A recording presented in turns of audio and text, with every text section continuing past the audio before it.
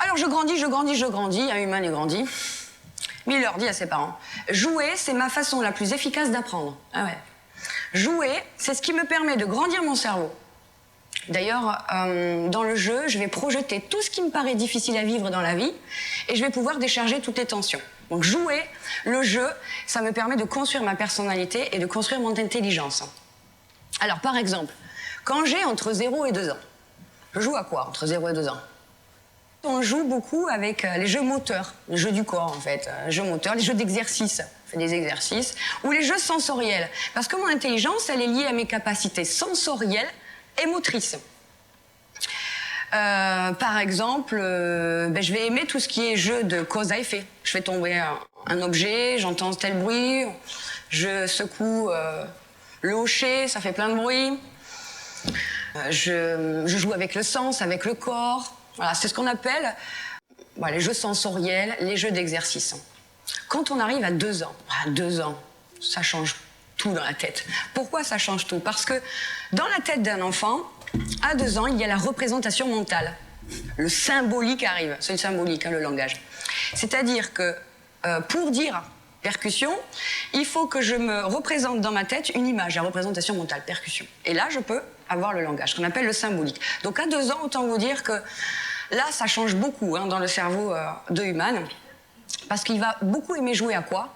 Aux jeux d'imitation, aux jeux de rôle, etc. Et il va pouvoir comprendre le monde qui l'entoure en imitant ses parents en premier, son entourage, etc. C'est pour ça que quand il y a les gros mots, on les redit. Et puis on teste pour voir. Là, à 2 ans, il y a une représentation mentale. Il se prépare à 2 opérations. Il est dans le symbolique. À 3 ans, alors là, à 3 ans, c'est encore un chamboulement. Pourquoi? Parce que là, Human, il prend conscience qu'il est différent des autres. Avant 3 ans, on pense que tout ce qui est dans notre tête, tout le monde le sait. Je donne un exemple. Quand on raconte l'histoire de Blanche-Neige à un enfant de moins de 3 ans, il ne comprend pas que Blanche-Neige, elle se fait avoir par la pomme empoisonnée, parce que lui, il le sait qu'elle est empoisonnée.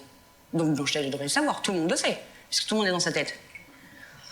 Après 3 ans, il comprend que lui, il le sait qu'elle est empoisonnée.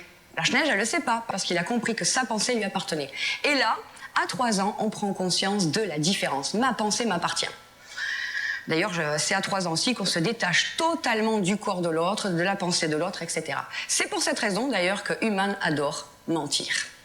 Mentir à 3 ans, c'est signe d'intelligence. Mais uniquement à 3 ans. 3 ans, voilà, ça chamboule beaucoup. Alors là, Human aime beaucoup jouer aux jeux d'imitation, aux jeux de rôle. Il arrive à peu près à l'âge de 6 ans, 5-6 ans. 5-6 ans, c'est encore un autre palier. Pourquoi? Parce que jusqu'à ces 6 ans, l'enfant, il est centré sur lui-même. Tout tourne autour de lui. Le moindre problème, c'est sa faute. Tout tourne autour de lui. Pourquoi? Parce que vers 6-7 ans, l'enfant, il se repère dans le temps. C'est pas avant 6-7 ans, dans le temps. C'est-à-dire qu'il comprend quand est-ce que c'était la semaine dernière, et il comprend le mois prochain. Enfin, il arrive à se situer dans le temps, pas avant. C'est pour ça d'ailleurs que les apprentissages se font en général à partir de l'âge de 6 ans, 7 ans. Il est capable à 6-7 ans, au niveau intellectuel, d'opérations mentales. Il fait des calculs.